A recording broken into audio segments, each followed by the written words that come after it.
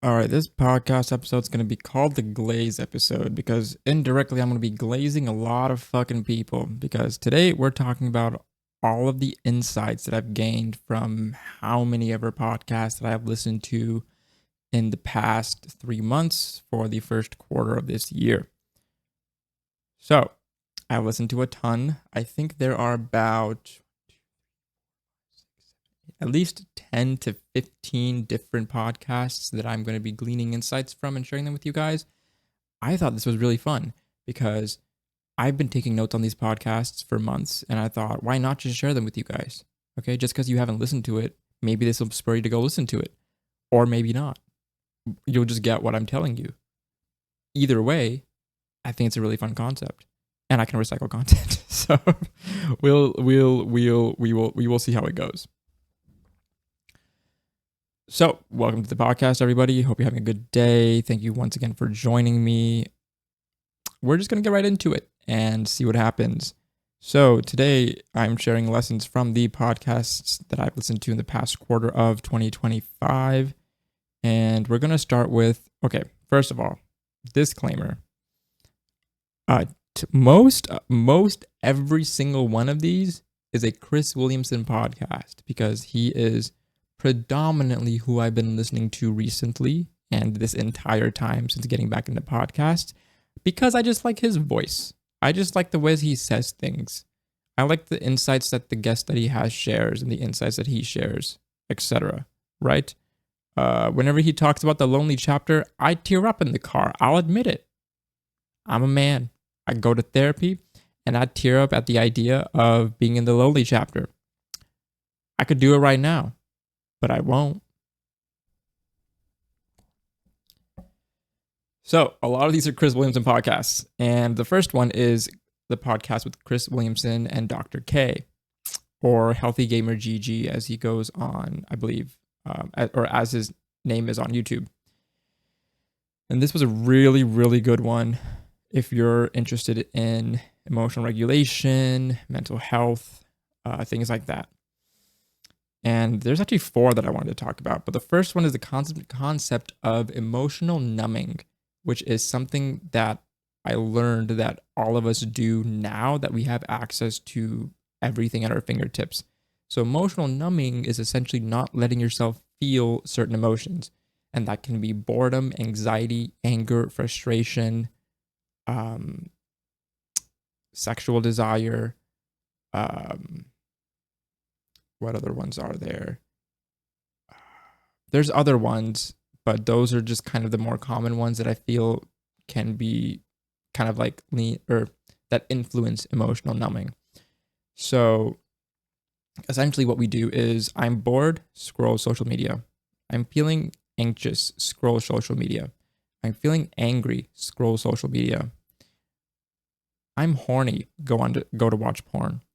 There are a plethora of ways to get you to stop feeling the thing that you're feeling, when in many cases you need to feel the thing. Not the horniness, but you need to feel the frustration, feel the anger, understand it, work through it. But what happens is we'll go on social media, we'll start scrolling Reels, TikTok, Shorts, X posts, etc., and we'll forget about all that. But all you're doing is numbing that emotion. You're numbing your, what's it called? You're numbing your awareness of that emotion. And that is just creating a vacuum in your mind, in your heart, in your soul, in my opinion, of just not being able to work through it. So it's going to come up again and again because you haven't worked through it. And so again and again, you're going to keep going back to the same actions of scrolling social media, scrolling your phone, picking up your phone. Whenever, like, what I love this. I love this example. We all do it. When you're walking outside on the street, maybe you're walking on the sidewalk to a coffee shop, or you're walking to work. So your eyes are up. Maybe you have music in your ear or whatever it is. But your eyes are up, you're vigilant, you're looking around because you want to make sure you're not running into anybody. You want to make sure nobody's running into you. You're alert for signs of any sort of potential danger and just to know where you're going, etc., right? And be cognizant of that. As soon as you walk inside the building, if it's a coffee shop, you get in line. If it's a work building, you get in the elevator. What is the next immediate thing that you do?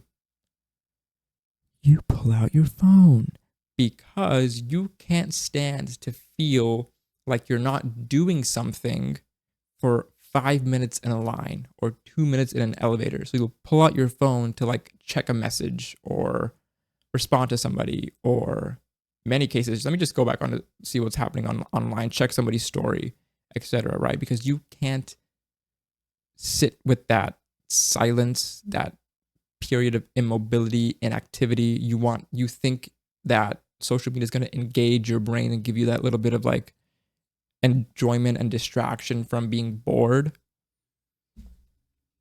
You're emotionally numbing yourself. That's the crux of the matter. And going back to the horniness example, when you're feeling pent up, you're sexually frustrated, etc. Many men and women, but publicly you see it a lot with men more, or you see it talked about with in the realm of men more, is using porn, using the online space, whether it's OnlyFans, Fansly, a lot of other porn sites, and you just get rid of that feeling. There has been a surprising lack of scenarios for people to feel shame anymore, because you can do all of this from the privacy of your own home, from the privacy from anybody else, and there is no corrective emotion anymore. The next concept that I learned from them is the fact that shame is a corrective emotion. It's basically a feeling that helps you develop corrective actions in the past, right? And I say past, I mean back in the times of villages and not the online world. So there were all like physical communities, and when somebody did something wrong, it was a public thing. So you felt the shame of embarrassment or somebody else's public disappointment, and you felt that guilt, that shame, and that caused you to develop the corrective behaviors and corrective actions to not feel like that again. There's none of that anymore. There's none of that anymore. And not just the horniness thing and the porn thing, the idea of people going online under pseudonyms, under fake accounts, under profile pictures that aren't their actual face, and saying whatever they want, because they're hidden by this virtual barrier, and anything that happens, they don't have to feel ashamed from it. They don't have to feel ashamed that they are the one who said the thing to the person that they said the thing to.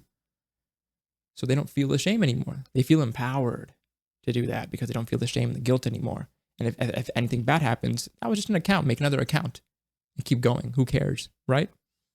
So we've lost that. And that was an interesting thing to think about of, when someone's a drug addict, you can see that. But people can also be public about it now. You can shame people into stopping drugs sometimes. Like depending on your friend groups and your communities, you can shame somebody or help them or make them feel guilty, or even make them feel empowered to stop in a more public way of like, honestly, I think I'm going to start doing it. If my friends vape, I'm going to shit on them for it. High key, I'm probably going to start shitting on people for it, right? If I never ran in these communities because I didn't drink, I also don't smoke, first of all, but I don't drink either. So I never ran in communities with people who, with people who had drinking problems or anything like that. But, Alcoholics Anonymous is a thing. There are group things for things like this where maybe if you want to avoid a little bit of the shame, but you want you do have some shame and some guilt, and you want to go with other people who are feeling the same thing and work through it together, there's a public thing for that. But there's also a public thing for, I'm going to a bar and I get batshit drunk and black out and do some shit, and now there are people recording, and that can be put online. That is a form of public shaming that could help you feel shameful, guilty, or preemptively be like, I don't want to get to that point because I don't want to risk anything going online and jeopardizing me, my future, etc., maybe you don't drink that much, right? These are like things that help you with that. There's not something like that for people who struggle with porn. I feel like there's not, because you don't talk about that. That is interestingly enough, that is the last vice to be more publicly talked about in an accepted way. Because it's also like, hey man, I understand you're struggling with smoking. I understand you're maybe struggling with an addiction, alcohol addiction, drug addiction. You're not really like, hey, I'm so sorry you're struggling with that porn addiction. And I was thinking about that. And it's kind of unfortunate. It's kind of unfortunate that we don't have that in our communities, in our our personal lives. There aren't people that we can go to and say, dude, I'm having an issue with this. Because someone's gonna look at you and be like, bro, what the fuck is wrong with you? Just stop. I haven't found a resolution for that, but that's just what kind of came up after listening to these topics in the podcast. There's another one from that specific podcast, and it's talked about having too much self-awareness, or can people have too much self-awareness, or how does this affect their mental health? And Dr. K had a really interesting insight. He said, it's not about how aware you are, it's about who's in control. And he said, most people are not in control of where their awareness goes. The solution to the problem is finding a way to harness the awareness and focus it where it needs to be. So controlling the awareness, he said there's a couple of different strategies to do that, right? Basically, it's finding a way, instead of like you being hyper aware of everything that's happening around you, how do you hone in that hyper awareness to focus in on what you're trying to accomplish, right? So if you're hyper aware of everything, so like maybe you can't go to a gym because you're so hyper aware of, is somebody looking at me? Am I looking like a fool? I don't know how to do this exercise. I don't want to ask anybody. What if somebody's in the corner taking a video of me and they're going to post it online? What if I mess up and I drop this weight and people are going to look at me and then maybe they're thinking that I shouldn't be here? All these things, those are all real thoughts. You're very, very self-aware of what you're doing. But the self-awareness should be, or could be, am I doing this form right? How is my mind to muscle connection? How's my breathing? How do I feel when I'm doing this? Is my movement tight? Do I need to figure out a different movement pattern? Am I hitting the range of motion I want to? That's a much more focused line of self-awareness. So Dr. K had said 2 strategies that he likes to implement with his patients or the people that he works with. One is called Turecki, and it's fixed point gazing.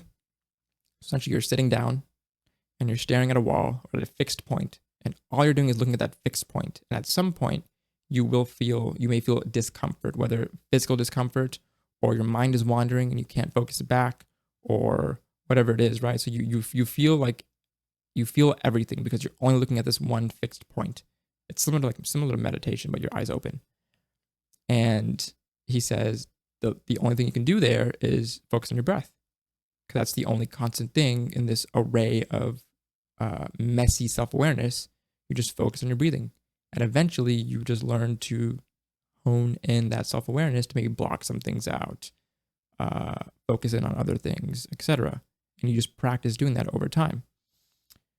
And the second one is Gaya, and that he calls it perfect stillness. So you just have to, I think it goes with the fixed point gazing, but it's basically learning how to be very still, because eventually you'll feel uncomfortable and want to move. And you have to train to be very still, very focused, and control your urge to want to move, go do something, etc. And the last thing that he said in that podcast is very interesting. It was in reference to, I think, couples therapy. Men cannot express their emotions verbally and don't have a good experience as women in therapy, because we were talking about how men just don't know how to they don't know how to express what they're feeling in the way for maybe women to understand. And they just maybe don't know how to express what they're feeling at all. And so when you go to something like therapy, just a solo or couples therapy, men feel like sometimes they're being almost ganged up on by the therapist and the wife, because the wife knows what she's expressing. She knows how to express it. She knows how to say what she's feeling.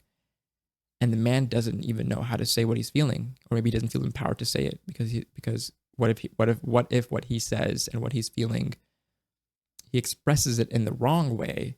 So he says something that he doesn't mean, but that's the only way he could think of saying it in the moment, and it leads to some other big issue. It causes dissonance in the household, etc., because he said that thing. And that, leads one thing to another, and then that leads men to going back to being closed off. I don't want to talk about that. I don't want to share that. I don't know how to share that, therefore I'm not going to. And they'll keep it inside. Maybe they won't even share it with their fellow brethren. So that was really important for me to listen to, because I try very hard to be emotionally available and mature with my wife, my family, my current one, and the one that I want to build. And so I want to really understand how to express how I feel when I want to express it. Not to say that I have to express how I feel all the time, and we don't. You do not have to express how you feel all the time. But when you want to, you should feel like you have the ability to express yourself in the way that you want to, that you feel like, I properly said what I was feeling. Now I can talk about it. So that was Chris and Dr. K. The next one was with Chris Williamson and Andrew Huberman. And really the biggest one in here, this is only one, was a reverse role model, right? This is a very simple concept, very easy concept, but I love it. I think I brought it up in my talk with Cam, but it's basically a role model is somebody you look up to in order to maybe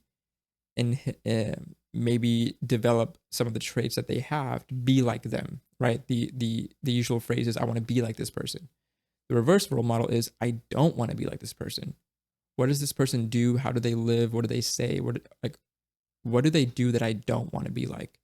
And you eliminate that from your trait progression. You eliminate that from your behaviors. I don't want to be this, therefore I know I'm closer to what I do want, because I know I don't want this, in that sense. So I love that. I love understanding what you don't want is just as important as understanding what you do want, sometimes even more. This was an interesting one. It was Chris Williamson and Robert Greene.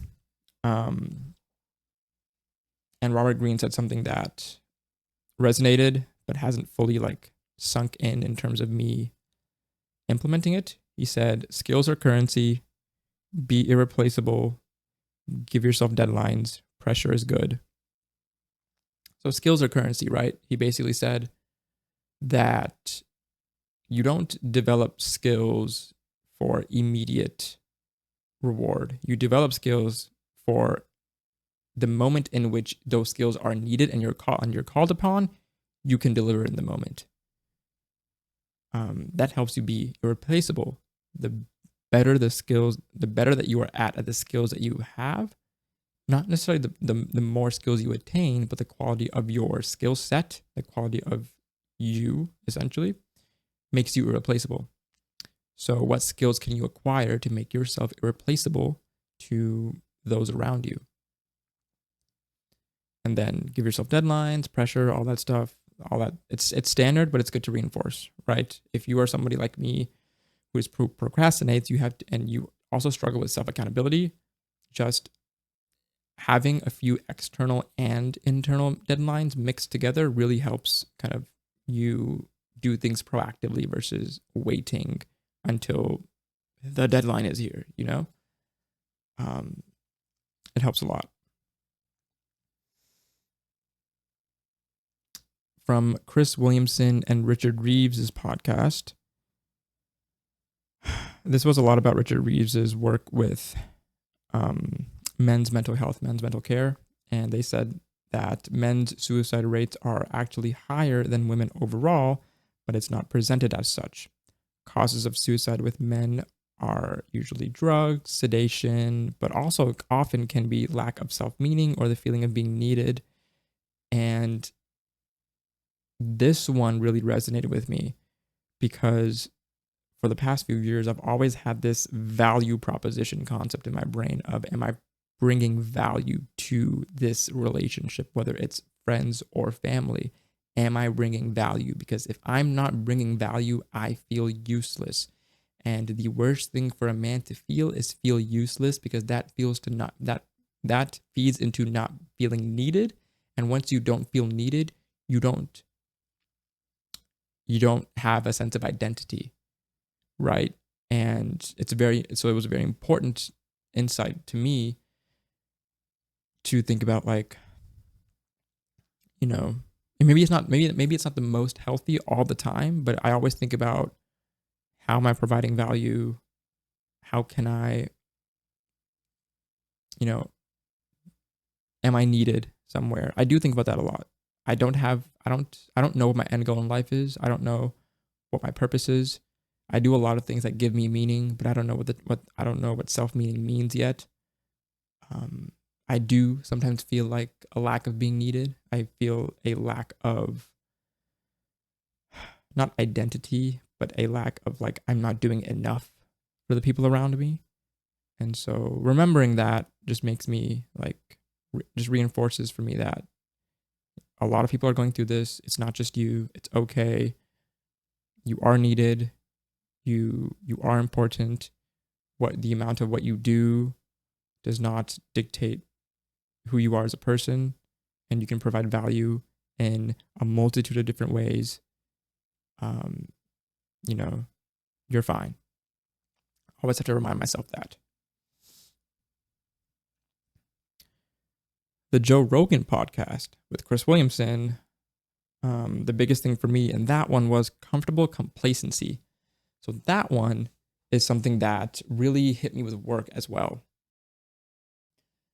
So for that one, it's essentially the concept of when you're in this phase of life or this phase of work where, we'll use this is the easiest example to make it make sense. You're at a job. You don't like your job, but you don't hate it. You could go find another job, but they pay you just enough to make you feel like you can get through disliking the work. Your vacation hours are just enough to where maybe you can take time off and still do your work. Your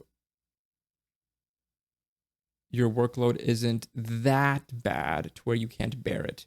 And so you would rather sit in a spot that you don't like, but it's not awful, or you convince yourself that it's not awful, that, I can stay here. I can withstand this. There's this weird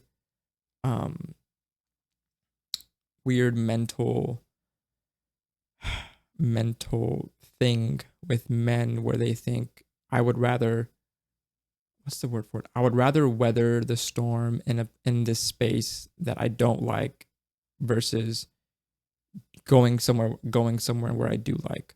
I would rather be here and feel less than good rather than go somewhere and feel great. Because if I'm able to withstand and overcome this, that is a better solution than leaving this, right? It's like not quitting, but you're not happy, but you don't want to quit because you think you're quitting if you leave this position, this job, etc. So you're in this, like, this mode of comfortable complacency. You're not too uncomfortable to leave, but you're not so comfortable that you feel good. It's just good enough for you to feel like, I can do this. It's another year. If I just get through this month, it'll be fine. 4 months later, if I just get through this month, it'll be fine. 7 months later, if I just get through this month, it'll be fine. I think about that a lot because that is the exact thing I felt at my job. That shit sucks. Leave as soon as you feel bad. Find something else. Companies do not care about you. They do not get rewarded to care about you. Only you can care about yourself. If you don't feel good, leave. Find something else. That is your friendly advice today. This was just a quote from the Chris Williamson and Dry Creek Dewayne episode. And it was interesting. He said, this was a Dewayne quote. He said, men don't need therapy, they need gratitude. And his whole thing here was essentially the way men are raised and conditioned. They're conditioned to just weather through things, not complain, not need more. They don't need to feel accepted, or that's not the right word. They don't need to work through their emotions. They don't need to process things. They don't need to talk everything out. All they need is for people to tell them, I appreciate you. I recognize what you're doing. Thank you. They don't need you to lend them an ear to be like, what's wrong, honey? What's going on? Let's talk about it. How was work today? Was it still bad, etc.? They don't need that. You come home. Thank you for your hard work today. Or I recognize all the hard work you're doing. That's all a man needs. He doesn't need a reward necessarily, like a monetary reward or like a a physical thing. In many cases, he just wants to know that he was needed, he did a good job, he was acknowledged, he was appreciated, all that. That's what Dewayne was saying. And I kind of resonate with that. I kind of get it. The Chris Williamson podcast with Dr. Mike Isratel. Dr. Mike Isratel is so fucking funny and he's so crass. It's so funny. But they're talking about longevity. That was his whole podcast. It was interesting because they're talking about genetics. And he said longevity is heavily impacted by genetics. Genetics show predispositions that humans later grow into. You'll grow into the person you were meant to be is a phrase that people say a lot, but it's actually true for genetics. Your genetics show themselves more over time. So that's why people say you'll grow into the person you were meant to be, because over time your DNA and your genes will more so like portray themselves through you the older that you get, regardless of how you behaved as a youth, as a young adult, etc. The older you grow, the more that can be explained. The more of your behaviors, patterns, traits can be explained by your genes. That was really interesting to think about. Because I think later on Chris talked about a genetic panel that he'd had done. So like a doctor did a whole like panel on his genes and his genetic coding and kind of walked him through this gene or these cluster of genes represent this. So this concept and this is how it manifests. And Chris was like, when he saw all those things, he was like, that makes so much sense why I'm like this, because my genes literally make me like this. Very interesting. This one's a cop-out. This one's a cop-out. So it was Chris Williamson and David Senra. David Senra runs the Founders Podcast. And I remember sharing this on Instagram after I got done listening to it. And I said, listen to every single minute of this. Every single minute of this is pure golden information. And then I wrote down, my dumb ass was so engrossed, I didn't write anything down for it. I wrote no notes on this because I was just listening to it. Because if I tried to write notes on it, it would be writing notes over every minute of it. I couldn't do that. So I just have it bookmarked to like listen back to, one of the ones that I would actually go back to and listen. Highly recommend the Chris Williamson and David Senra podcast.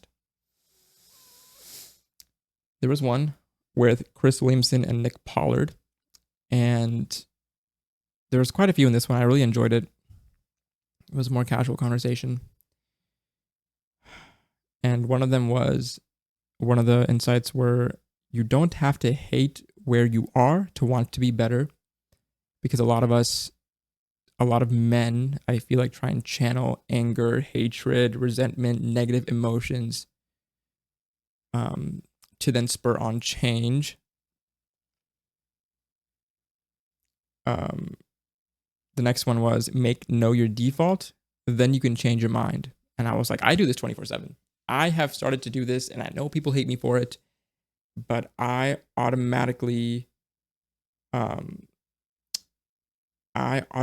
say no to a lot of things just to protect myself from the feeling of having to say yes. And then I think about it. Do I actually want to do it? I already told them no, so now I'm not committed to doing it. So I can actually think about, do I want to do it? Would it be fun, etc.? And then I can change my mind and say, actually, I would like to do this. I'll give you an example. My wife was coming home from work, and she had called me and said, do you want to go get pedicures? And I immediately said, nope, I'm good.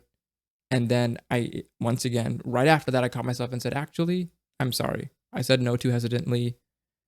Actually, I would like to. Let's go do it. Right? So I said no first, immediately felt that sense of relief of I'm not committing myself to anything. And then I accepted.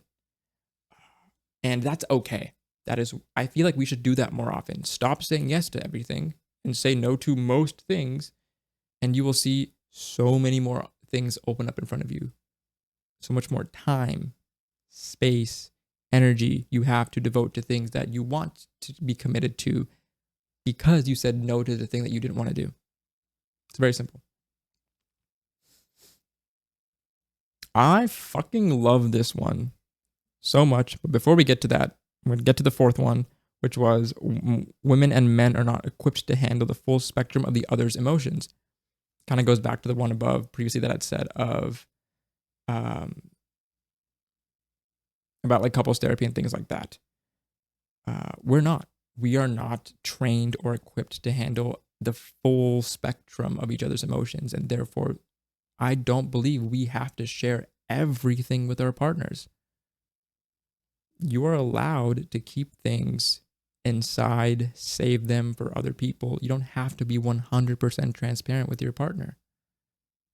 In the same realm, you should not expect your partner to be 100% transparent with you. I don't think that's great. I think you work into it. I think you test what you are able to handle of theirs and what they're able to handle of yours. But this next one, I fucking love it because I've been saying this for the past 3 years. Chris has said, your adventure needs an itinerary. You have to work twice as hard before a vacation. And if that isn't the goddamn truth, I hate taking vacations when I'm working. And I've talked to everybody about this because it sucks when you're in a corporate job or any sort of job and you can't take a vacation because what's going to happen is you have deadlines. You have weekly tasks you have to do. So if you're missing a week, that week's tasks are going to be left undone. And so what people will do is they'll email you and say, hey, can you get me this by that before you log off? Before you're out, can you get me this? Before you're out, can you get me this? Before you're out, can you get me this? Everybody will send you at least 1 to 2 tasks of before you're out, can you get me this? And so you have to work 1.5 to 3 times as hard sometimes the week before you're on vacation to get everything to everybody. That way you can actually quote unquote disconnect from work for your week off or whatever it is.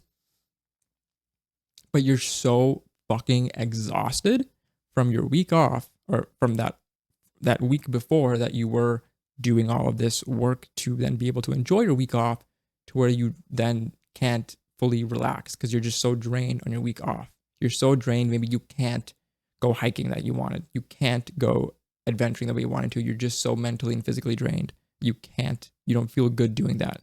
And then because you don't feel good doing that, you feel like you have to like sit and stay still. You're sitting and staying still. And now you're thinking, man, what am I going to come back to from work?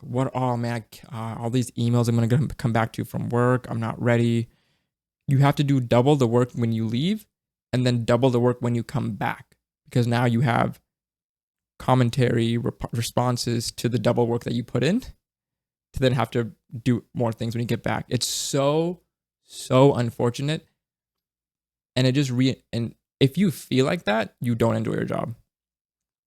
I'm gonna say right now, if you feel like that, you do not enjoy your job. And you will not enjoy your job.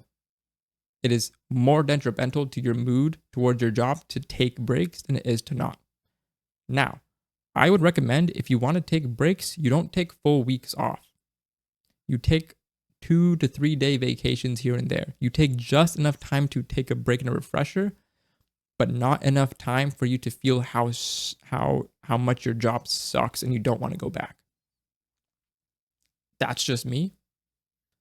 But I've seen it happen. I've lived through it and I've seen it happen. The Chris Williamson podcast with David Sutcliffe. This one was heavy in terms of the childhood shit. And like just in terms of life philosophy. But the first one was, David Sutcliffe has said, as children, we have to betray ourselves to retain the connection of your caregiver. And what he was talking about was when you're raised, the reason why we sometimes enjoy the childlike wonders of, or like the things that children say, is because they're unencumbered by societal rules. They are unencumbered by this notion that they have to be something that they're not.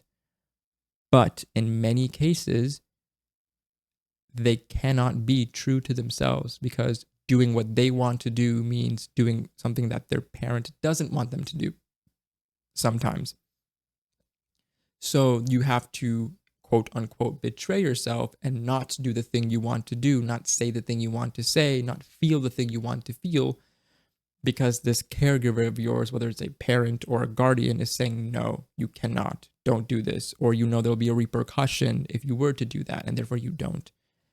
It just got me thinking about, how I grew up and the things that I didn't do or didn't say or didn't feel or didn't let myself feel because of this concept of retaining the connection to your caregiver. Because you feel like if you do the thing and then they're upset, that love and affection and connection is going to be taken away. Heavy food for thought. The next one was, he said, this is like a concept, right? And I'm going to play this game with you and just play along with me, okay? Just humor me. Now, if I asked you how much money would it take for you to feel happy, what is that number? I want you to think of that number. I want you to write it down or type it out or just remember it, right?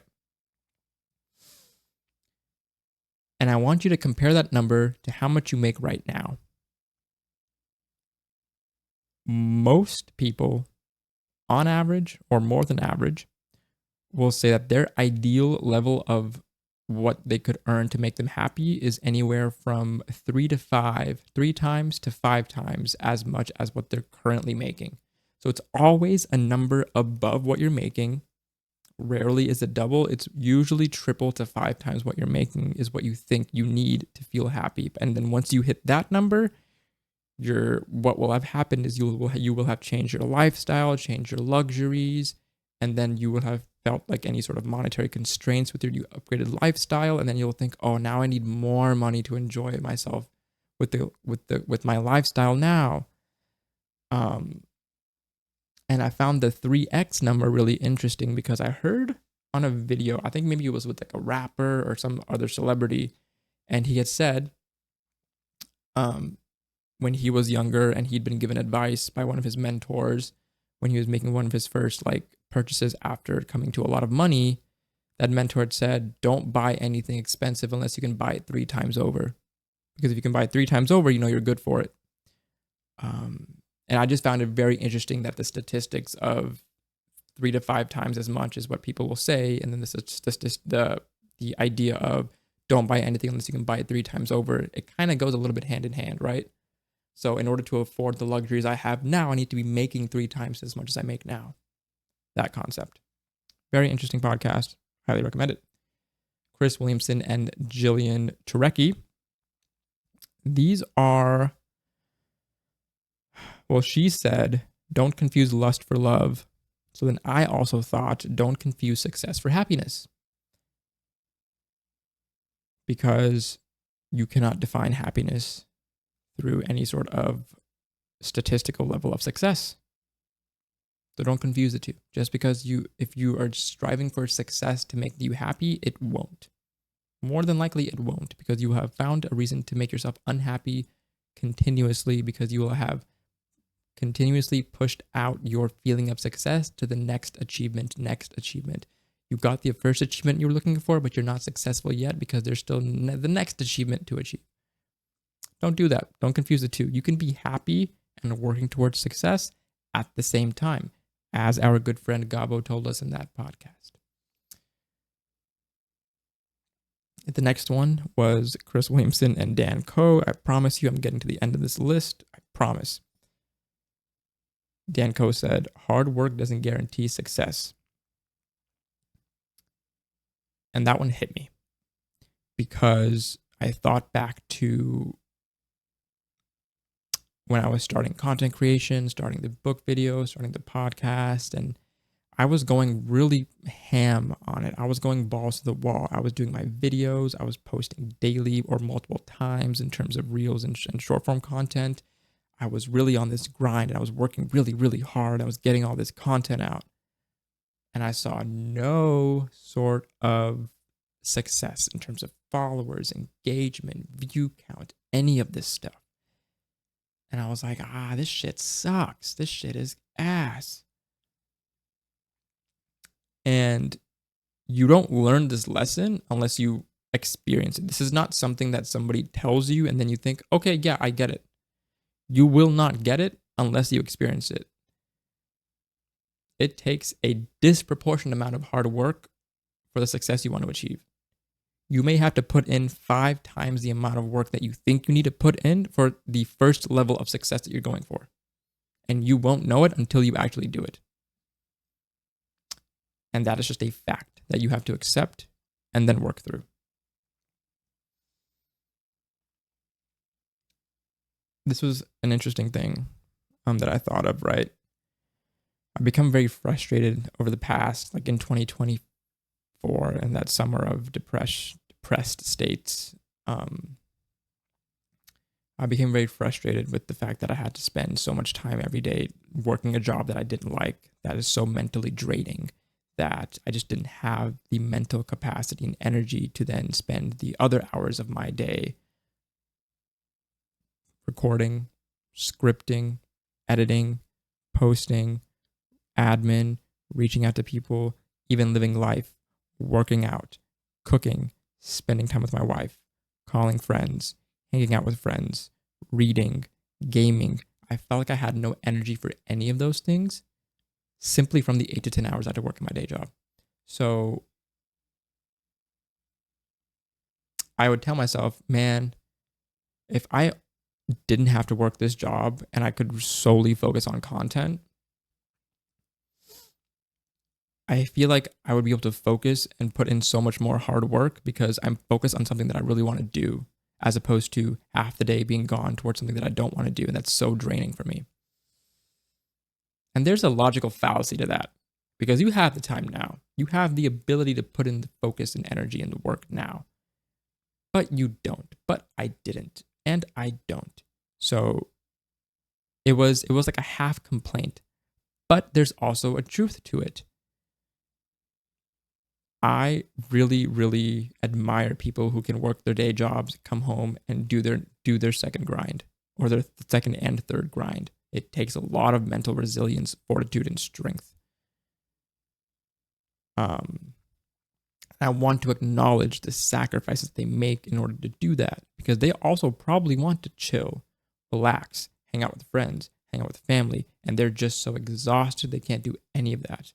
And they just have enough drive and discipline to do the work they need to do, but they can't get themselves to chill. If they're not working, it's not good enough. They can't chill. And if they're working, if they're doing first job and side hustle, then they have no time for anything else. I think about that a lot. They had this concept of, when you ask a person, like, how do you make an unhappy person happy?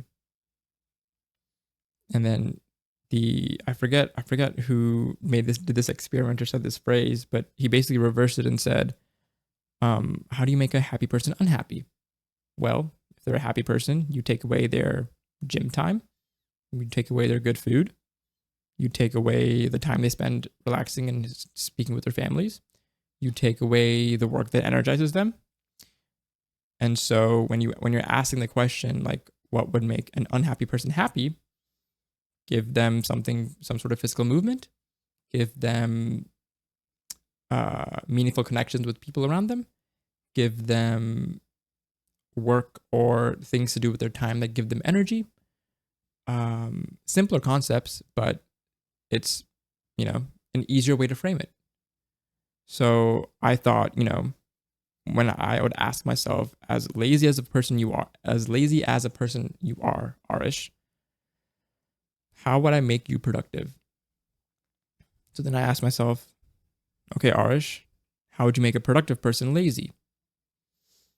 I would give them meaningless TV and social media. I would give them junk food that makes them lethargic. I would restrict the amount of time that they're moving and confine them to immobility and let entropy develop.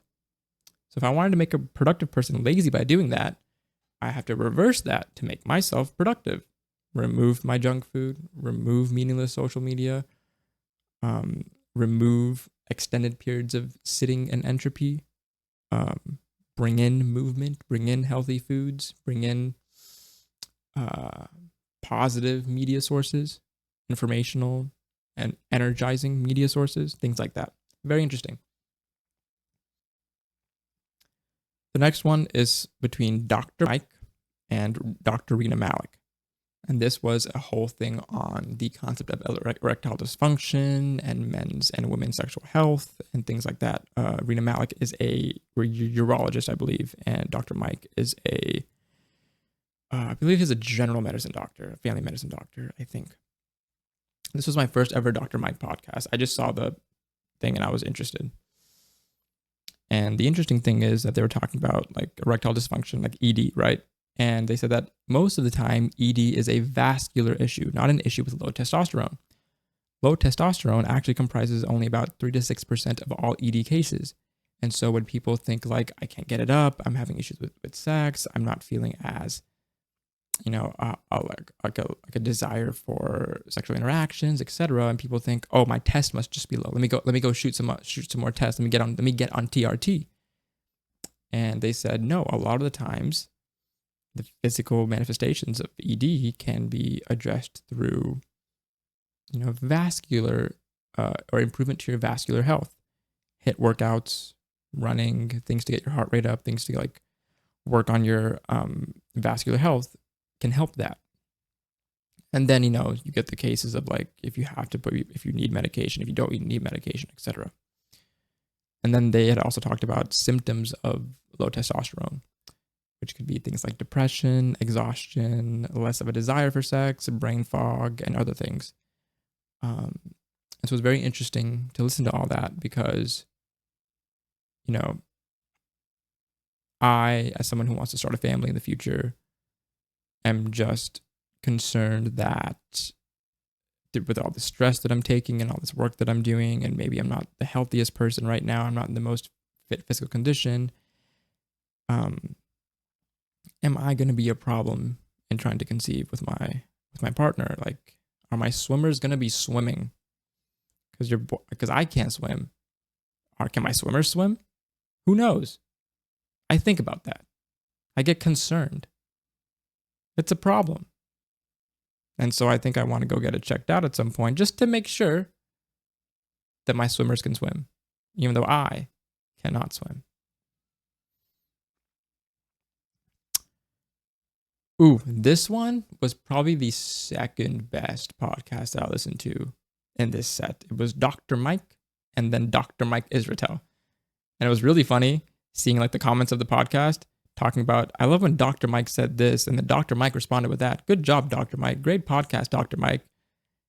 And it's really funny. But this was a very, very, very debate heavy podcast where Dr. Mike Isratel was talking about, well, they were talking about the differences in the social classes and what causes differences in social classes, nepotism, what causes obesity and lower, why is obesity higher in lower class people than higher class people, when presumably you have access to more food in the higher class, but actually you have access to better food in the higher class as opposed to in the lower class. You get severely targeted by junk food companies because they know that they can price their stuff just right to where you can afford it and always want to eat it. But Dr. Mike Isratel had said that social class, nepotism, and the nature of your environment has almost no effect on your conscientiousness. And conscientiousness was the entire topic of the podcast. It's very interesting. It's basically, conscientiousness is a fundamental personality trait that reflects a person's tendency to be organized, responsible, and goal-directed. It includes characteristics like being detail-oriented, following through with plans, and maintaining discipline. And so what Dr. Mike Isratel was saying was your conscientiousness plays a larger factor in your predisposition for success, and or your the level of your conscientiousness is a better marker for your success than your social class. Just because you come from a wealthy family does not mean you will be successful. Just because you were born with a gold spoon in your mouth does not guarantee that you'll be successful.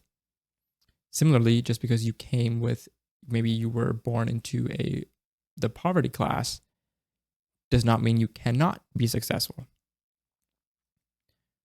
This was a really, really heavy debate between the two. And I found this entire concept so interesting because they were basically talking about people with high conscientiousness and low conscientiousness. And the reason that, I could get into the detail and the science of it. I think it would be better if you went to go listen to the podcast. It's heavily polarizing depending on what you're saying, depending on like what they're saying and how you actually feel about the topic. But I loved every minute of it. I was so addicted to it when I was listening to it. I was sitting up here on my desk just for 2 hours just listening to that thing. It was so good. I high key might go back to listen to it this week now that I'm talking about it. The last one I want to talk about is one of Chris's most recent ones. It's Chris Williamson and Alain de Botton. And the whole podcast is beautiful. Alain has an amazing voice, along with Chris's amazing voice. They talk a lot about different topics. One of the things that Alain said that I really, really liked is he said people get impatient when trying to change themselves. And he pulled up the example of whenever you try and learn a new language, you don't go, I'm going to go learn a new language. And within the week, you go watch, say, Italian movies. You take 3 classes on Duolingo. And then by the end of the week, you're like, I did all that work. Why can't I speak fluent Italian yet? Bitch, you haven't spent time trying to learn Italian. Don't be impatient. Like, learning new things, trying to change yourself even from your core will take so much time. You just have to be present in the moment and do the things that you want to do that will help with that change. And then one day down the line, you will have seen the change in yourself. Really, really beautiful way they said it. I didn't really say it the best. I'm working on that. It's one of the lessons, is to be able to articulate myself in a more comprehensive, cohesive, and engaging way. This concept is really interesting. Chris has talked about it a lot in the past, but he brought it up again in this one, so I wrote it down.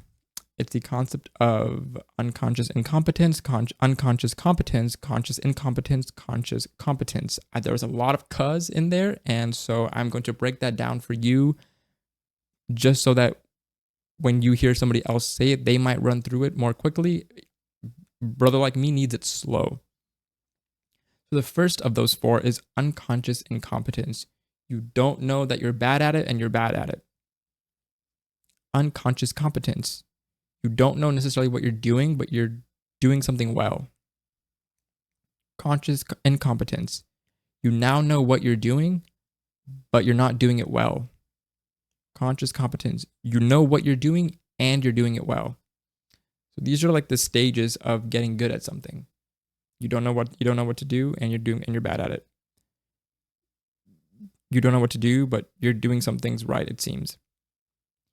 You think you know what you're doing, but you're still doing something wrong because you're still incompetent at what you're doing, but you know that you know what you're trying to do. Conscious competence. You know what you're doing and you're good at it. Very interesting concept. I don't know how to feel about it yet. I think it presents itself in every skill we try to learn. You always go through these stages. You essentially always work through these stages. But super interesting concept. And so that's it. That's it. That's my podcast mind dump recap for you guys from Q1 of 2025. I would really urge you guys to keep track of the things you find interesting, whether you're listening to podcasts or reading things or watching things. I find taking notes like this to be a much more engaging way to consume content. That way I can share it with other people and kind of bring it back up and have more interesting things to talk about with other people. And, you know, if I know I like engaging conversations, and so I feel like I need to also bring ideas worth engagement to the conversation, not just rely on somebody else to bring them up, you know? If there are anything interesting that you've been listening to or heard recently, let me know. I'm always all ears. That being said, I will catch you guys later. Have a good rest of your days. And just remember for me, be curious, stay curious, and peace. And also send this to somebody who you think would enjoy the podcast. Okay, bye.